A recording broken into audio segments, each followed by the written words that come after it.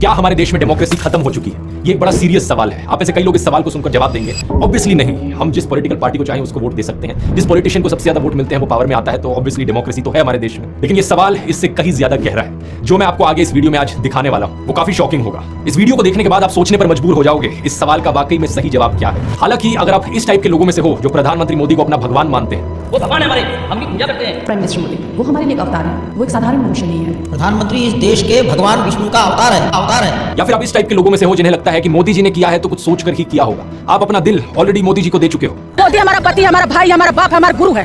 आप सब बोलिए, क्यों आपको लगता है कि मोदी जो और योगी जो विकास दे पाएंगे जो और कोई नहीं दे? हम उनके दिल दे बैठे हैं। ऐसे केस में आपके लिए मुश्किल हो सकता है अपनी आंखें खोलकर सच हजम करना, लेकिन बाकी सब लोगों के लिए अगर आप सही मायनों में देश की परवाह करते हो तो आज का ये वीडियो बहुत बहुत जरूरी है। बात यहाँ किसी एक इंसिडेंट की नहीं है, बल्कि ढेर सारे ऐसे इंसिडेंट्स की है जो एक के बाद एक हो जा रहे हैं पिछले कुछ महीनों से, पिछले कुछ सालों से। वो सारे इंसिडेंट्स जो सिर्फ एक चीज की ओर इशारा करते हैं कि हमारा देश वन नेशन वन पार्टी की ओर आगे बढ़ रहा है। मीडिया से ऑपोजिशन की आवाज को पूरी तरीके से खत्म कर देना, एमएलएस की हॉर्स ट्रेडिंग, इलेक्टेड सरकारों से पावर छीन लेना नए कानून बनाकर, इन्वेस्टिगेटिव एजेंसीज का वेपनाइजेशन, ईडी सीबीआई का प्रेशर बनाकर ऑपोजिशन पॉलिटिशियंस को जेल भेज देना, स्टेट गवर्नमेंट्स की वर्किंग में इंटरफेयर करना गवर्नर्स का इस्तेमाल करके, स्टेट गवर्नमेंट से फंड्स को ही विदहोल्ड कर लेना, जनता से प्रोटेस्ट करने का अधिकार ही छीन लेना और अगर कोई प्रोटेस्ट करे तो उनका टीयर गैस और रबर बुलेट से स्वागत करना, इलेक्टोरल बॉन्ड्स का इस्तेमाल करना अपनी सारी फंडिंग छुपाने के लिए और अगर कोई ऑपोजिशन का कैंडिडेट इलेक्शन जीत भी जाए तो सीधा सीधा इलेक्शन फ्रॉड करके खुद को जिता लेना। मैं प्रधानमंत्री मोदी से कहना चाहूंगा, थोड़ी मर्यादा रखिए।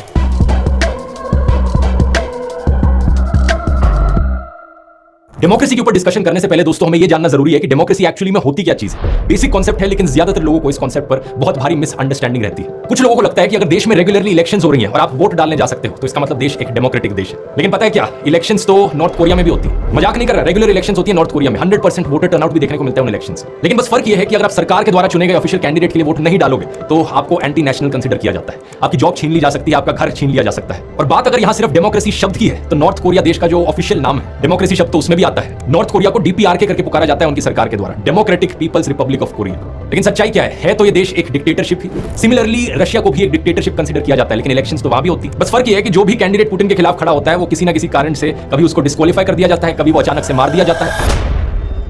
तो इससे एक बात साफ हो जानी चाहिए आपको कि सिर्फ इलेक्शंस होने का मतलब ये नहीं कि देश डेमोक्रेसी बन गया। इलेक्शंस फ्री और फेयर होनी चाहिए।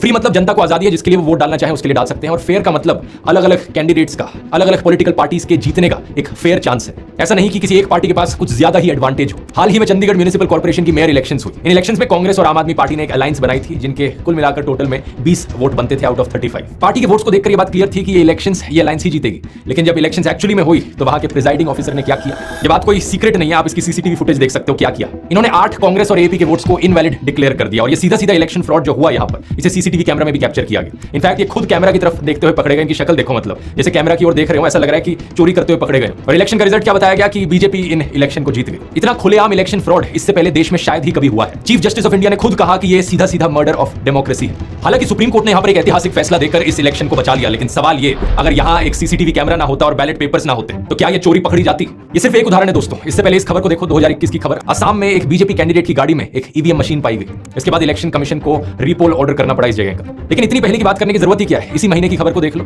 फरवरी 2024, 3 अनजान लोगों ने पुणे में सासवट तहसील के ऑफिस से इलेक्ट्रॉनिक वोटिंग मशीन की कंट्रोल यूनिट चुरा ली। क्या मजाक चल रहा है यहाँ पर? क्या हमारी इलेक्शंस यहाँ फ्री और फेयर तरीके से हो रही हैं? इलेक्शन कमीशन एक ऑर्गेनाइजेशन है जिससे एक्सपेक्ट किया जाता है कि फ्री एंड फेयर इलेक्शंस वो देश भर में कंडक्ट करवाएगा। लेकिन इलेक्शन कमीशन को ही एक्यूज किया गया है कि वो पार्शियल है और बायस्ड है। ये एक्यूजेशन बहुत पुराना है। सबसे पहले बीजेपी पॉलिटिशियन नरेंद्र मोदी ने यह आरोप लगाया था। सही सुना आपने, मई 2014 की इलेक्शन से पहले नरेंद्र मोदी ने इलेक्शन कमीशन पर यह आरोप लगाया था। हालांकि वो इसके बाद हुई इलेक्शंस को जीत गए थे, लेकिन पिछले 10 सालों में इलेक्शन कमीशन पर इतने आरोप लगाए गए हैं कि प्रशांत किशोर ने तो खुद ही कह दिया कि इलेक्शन कमीशन बीजेपी की एक्सटेंशन है। उनका कहना है कि उन्होंने इतना पार्शियल और बायस्ड इलेक्शन कमीशन आज तक नहीं देखा। इस कमीशन ने हमेशा रूल्स को बेंड करने की कोशिश करी है, इस तरीके से स्केड्यूल बनाने की कोशिश करी है इलेक्शंस का कि फायदा हमेशा बीजेपी को पहुंचे। इलेक्शन कमीशन ने बड़ी क्लियर डायरेक्शंस दे रखी हैं कि इंडियन आर्मी का नाम कभी भी नहीं इस्तेमाल किया जा सकता पॉलिटिकल कैंपेन्स में। लेकिन प्रधानमंत्री मोदी ने 2019 की इलेक्शन से पहले बड़ी ही बेशर्मी से वोट्स मांगे मार्टियर्स के नाम पर, एयर स्ट्राइक्स के नाम पर। मैं मेरे फर्स्ट टाइम वोटर से कहना चाहता हूं कि आपका पहला वोट पुलवामा में जो वीर शहीद हुए, उन वीर शहीदों के नाम आपका वोट समर्पित हो सकता है क्या?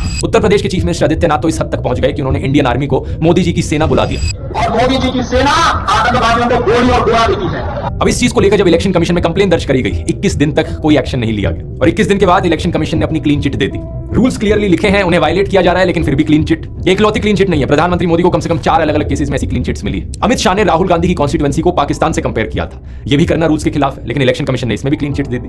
कुल मिलाकर 7 ऐसे केसेस हैं जिसमें मोदी और शाह को क्लीन चिट मिली हुई है। एनडीटीवी ने उस वक्त यह भी रिपोर्ट किया था कि 3 इलेक्शन कमिश्नर्स में से एक इलेक्शन कमिश्नर ने डिसेंटिंग राय अपनाई इन 7 में से 5 केसेस में, यानी एक इलेक्शन कमिश्नर ऐसे थे जिनका मानना था कि यहां क्लीन चिट नहीं मिलनी चाहिए। बाद में पता चला कि इन इलेक्शन कमिश्नर का नाम था अशोक लवासा। पता है इनके साथ आगे जाकर क्या हुआ? इनकी पत्नी, बेटे, बेटी, बहन सभी को सरकारी एजेंसियों के नोटिस आ गए। सिटीजन कमीशन ऑन इलेक्शंस ने अपनी रिपोर्ट में बताया कि अशोक लवासा को धीरे से इलेक्शन कमीशन से बाहर कर दिया। जरा सोचिए, ये एक इलेक्शन कमिश्नर के बारे में बात हो रही है, ये एक डेमोक्रेसी है या डिक्टेटरशिप? डेमोक्रेसी के अंदर separation of powers, independence of institutions एक ऐसी चीज है जिसके बारे में आपने स्कूल में पढ़ा होगा। हमारे सुप्रीम कोर्ट ने एक आदेश दिया था इलेक्शन कमीशन का इंडिपेंडेंस बनाए रखने के लिए। ये जो चीफ इलेक्शन कमिश्नर है और बाकी इलेक्शन कमिश्नर्स हैं, उनकी अपॉइंटमेंट 3 मेंबर कमेटी के द्वारा करी जाएगी, जिसमें एक प्राइम मिनिस्टर होंगे, दूसरे ऑपोजिशन के लीडर होंगे और तीसरे चीफ जस्टिस ऑफ इंडिया खुद होंगे। ऐसा करने से ये इंश्योर किया जा सके जो इलेक्शन कमिश्नर अपॉइंट किया जा रहा है वो सही मायनों में इंडिपेंडेंट होगा, एक तरफ बायस नहीं होगा। लेकिन कुछ ही महीने पहले सरकार एक नया लॉ लेकर आई जिसमें सरकार ने कहा कि इस कमेटी से चीफ जस्टिस ऑफ इंडिया को हटाओ, हम अपना ही एक मिनिस्टर और रखेंगे इस कमेटी में। तो 3 मेंबर की कमेटी में अब 2 लोग सरकार के खुद ही हो गए जो इलेक्शन कमिश्नर को अपॉइंट करेंगे। अगर बीजेपी की नीयत साफ है तो फिर ऐसा कानून क्यों बनाया गया? क्यों सरकार यहां पर इलेक्शन कमिश्नर की अपॉइंटमेंट को भी कंट्रोल करना चाहती है? इस चीज को बाद में सुप्रीम कोर्ट में चैलेंज किया गया था, लेकिन सुप्रीम कोर्ट ने यहां कोई एक्शन नहीं लिया, ये कहते हुए कि सेपरेशन ऑफ पावर्स है। अगर सरकार एक कानून बना रही है तो सुप्रीम कोर्ट उसे इस तरीके से स्ट्राइक डाउन नहीं करना चाहता। आज के दिन इलेक्शन कमीशन ने इस चीज पर भी एक लिमिट लगाई हुई है कि एक एमएलए इलेक्शन और एक एमपी इलेक्शन में कितना पैसा खर्च किया जा सकता है। एमपी इलेक्शन में लिमिट 95 लाख रुपीस पर है। बीजेपी ने 437 सीट्स पर चुनाव लड़ा था, तो पार्टी की जो टोटल स्पेंडिंग है वो 415 करोड़ से ज्यादा नहीं होनी चाहिए थी। लेकिन कितना पैसा इन्होंने खर्च किया?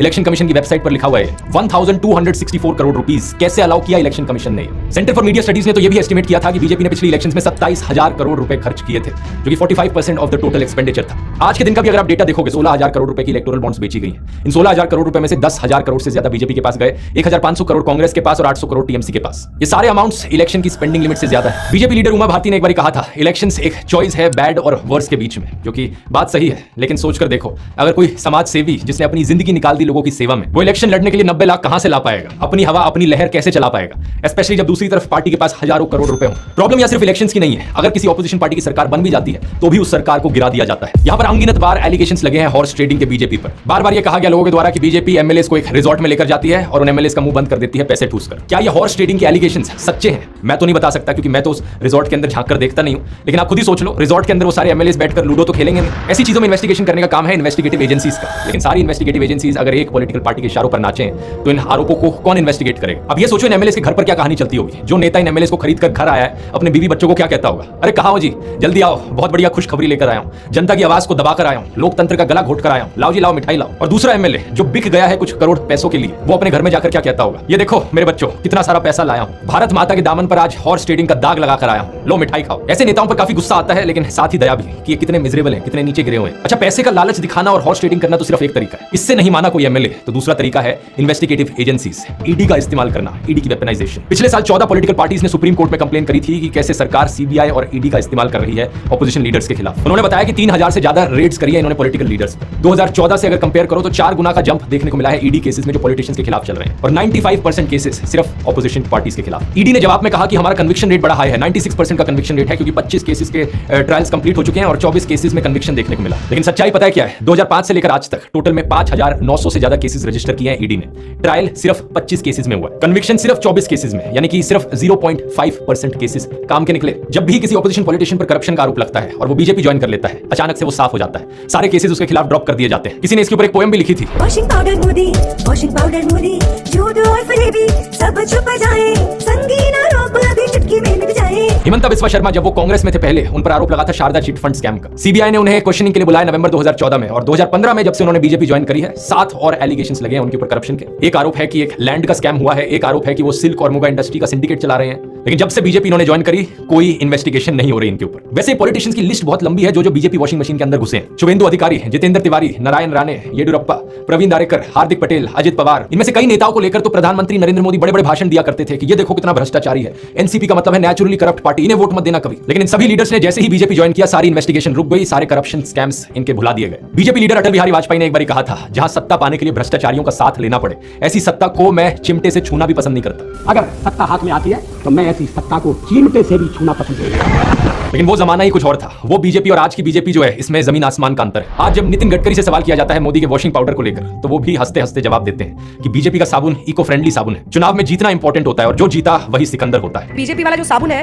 वो सबको साफ कर दे रहा वॉशिंग मशीन। इको फ्रेंडली साबुन है। आप किसकी बात से ज्यादा सहमत हो, आज के नितिन गडकरी जी या पहले के अटल बिहारी वाजपेयी जी? कमेंट्स में लिख के बताना। पैसे का लालच और ईडी के प्रेशर के बाद भी अगर कोई ऑपोजिशन पॉलिटिशियन बीजेपी को ज्वाइन नहीं करता तो उनके खिलाफ जो कार्रवाई है वो चलती रहती है और कई केसेस में उन्हें बिना कॉन्विक्ट किए जेल में डाल दिया जाता है और कई महीनों तक वो जेल में पड़े रहते हैं। आम आदमी पार्टी के एमपी राघव चड्ढा ने बताया कि अगर मनीष सिसोदिया, सत्येंद्र जैन, अभिषेक बनर्जी, संजय राउत, फारूक अब्दुल्ला, तेजस्वी यादव ये बीजेपी ज्वाइन कर लेना, ईडी और सीबीआई जितने भी केसेस इनके खिलाफ चला रही है वो सारे बंद हो जाएंगे इमीडिएटली। और मनीष सिसोदिया और सत्येंद्र जैन को जो जेल में डाल रखा है वो तुरंत जेल से बाहर आ जाएंगे। अब कन्विक्शन के बाद किसी को सजा काटने के लिए जेल में डाला जाए वो अलग बात है, लेकिन यहाँ पर कॉन्विक्ट प्रूफ करने से पहले ही ऑपोजिशन पॉलिटिशियंस को जेल भेजा जा रहा है। सबसे खराब बात तो यह है कि जिन स्टेट्स में ऑपोजिशन की सरकारें एग्जिस्ट करती हैं वहां पर उन्हें काम भी नहीं करने दिया जाता। एक नहीं, दो नहीं, बल्कि बहुत सारी अलग अलग स्टेट्स ने बार बार ये आरोप लगाया है मोदी सरकार के ऊपर कि गवर्नर्स का इस्तेमाल करके हमारे डे टू डे अफेयर्स में इंटरफेरेंस करी जा रही है, हमारे कामों पर रोक लगाई जा रही है। वेस्ट बंगाल की सरकार ने ऐसा कहा, बार बार वेस्ट बंगाल के गवर्नर पर यह ब्लेम गया। तमिलनाडु की सरकार ने ऐसा कहा, दिल्ली की सरकार ने ऐसा कहा, केरला की सरकार ने ऐसा कहा। पिछले साल केरला की सरकार ने तो यह तक आरोप लगाया था कि जो हम बिल पास करते हैं हमारे गवर्नर उस पर 2-2 साल तक बैठे रहते हैं, उन बिल्स को अप्रूव ही नहीं होने देते। इस बात को लेकर केरला स्टेट ने सुप्रीम कोर्ट में कंप्लेन भी करी और सुप्रीम कोर्ट ने कहा कि गवर्नर्स इस तरीके से बिल्स पर बैठ नहीं सकते, ये चीज अनकॉन्स्टिट्यूशनल है। दिल्ली में एलजी वर्सेस दिल्ली सरकार के बीच में जो इशू चला है उसके बारे में तो आप कई साल से सुनते आ रहे होंगे। सीएम केजरीवाल ने बार बार कहा है पिछले कई सालों में कि हमें काम नहीं करने दिया जा रहा, एलजी हमारे काम के बीच में इंटरफेरेंस करते हैं। इस बात को लेकर दिल्ली सरकार भी सुप्रीम कोर्ट गई थी और सुप्रीम कोर्ट ने उनके फेवर में डिसीजन भी सुनाया था। सुप्रीम कोर्ट ने वहां पर भी कहा था कि एलजी को इस तरीके से इंटरफेरेंस नहीं करनी चाहिए, असली पावर चुनी गई सरकार के हाथ में। लेकिन सेंट्रल गवर्नमेंट ने क्या किया सुप्रीम कोर्ट के इस फैसले के बाद, वो एक नया कानून ले आए दिल्ली सरकार की पावर्स को छीनने के लिए, GNCTD, government of national capital territory of Delhi amendment act 2023। इसका इस्तेमाल करके मोदी सरकार ने कई सारी पावर्स जो दिल्ली सरकार के पास थी उन्हें ट्रांसफर कर दिया एलजी के पास। हमने अस्पताल बदले थे, अस्पताल शानदार बना दिए, सारी दवाइयों का सबका इंतजाम किया।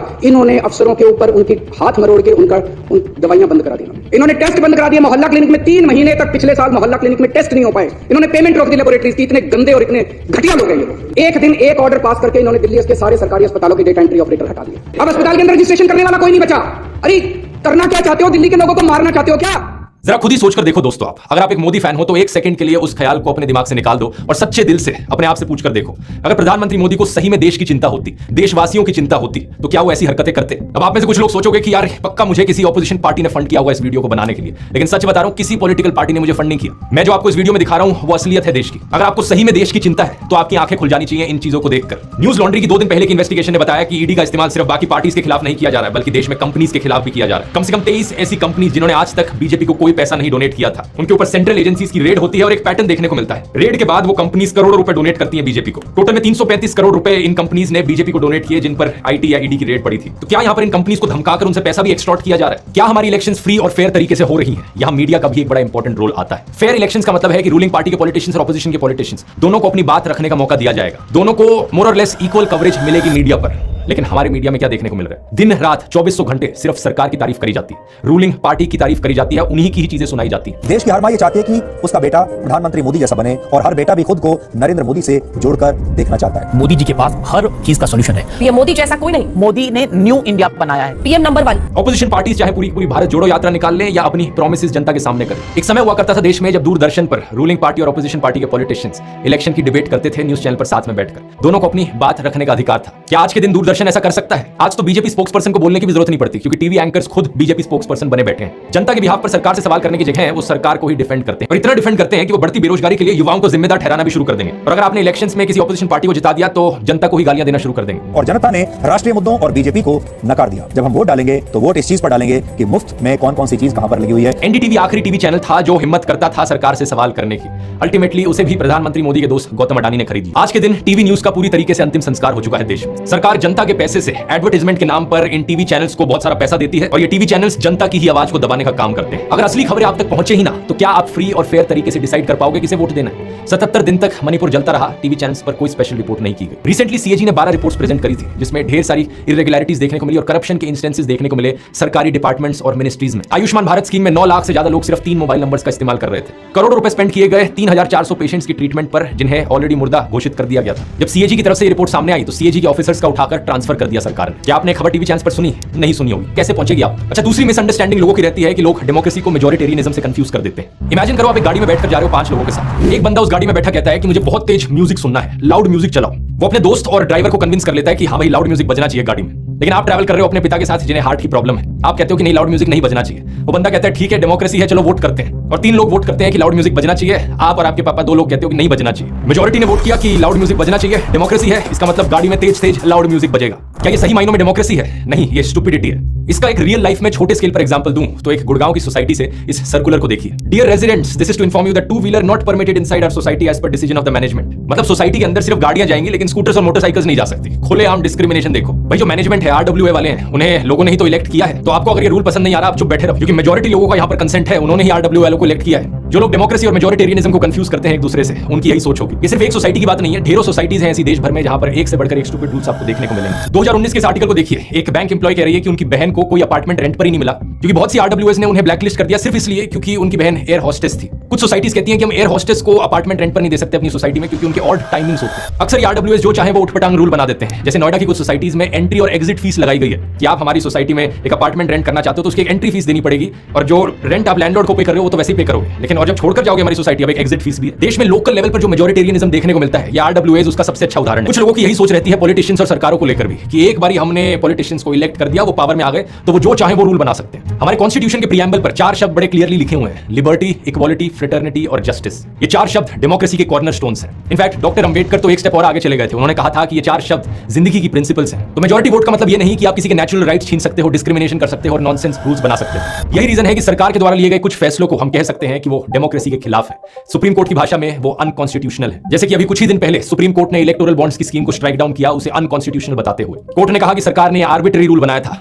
ये इलेक्टोरल बॉन्ड्स की स्कीम क्यों अनकॉन्स्टिट्यूशनल थी और जनता के खिलाफ थी, इसकी बात मैंने पिछले कई वीडियोस में करी है। तो ये एक बहुत अच्छी चीज है कि सुप्रीम कोर्ट ने थोड़ा लेट फैसला लिया लेकिन कम से कम सही फैसला लिया यहाँ पर डेमोक्रेसी और जनता के फेवर में। लेकिन सरकार को अकाउंटेबल ठहराने का काम सिर्फ सुप्रीम कोर्ट का नहीं है। एक असली डेमोक्रेसी में ये काम ऑपोजिशन का भी है, मीडिया का भी है, सिविल सोसाइटी का भी है और जनता का भी है। और इसी रीजन से आरटीआई जैसे मैकेनिज्म्स एग्जिस्ट करते हैं, राइट टू इन्फॉर्मेशन एक्ट, जिससे कि हमें डेटा मिल पाए सरकार के बारे में। सेम रीजन की वजह से मीडिया को 4th पिलर ऑफ डेमोक्रेसी कहा जाता है कि वो सरकार को अकाउंटेबल ठहराएगा। लेकिन आज के दिन की हालत क्या है? टिल डेट प्रधानमंत्री मोदी ने 0 प्रेस कॉन्फ्रेंसेस करी है जहां पर अनस्क्रिप्टेड सवाल उनसे पूछे गए हैं।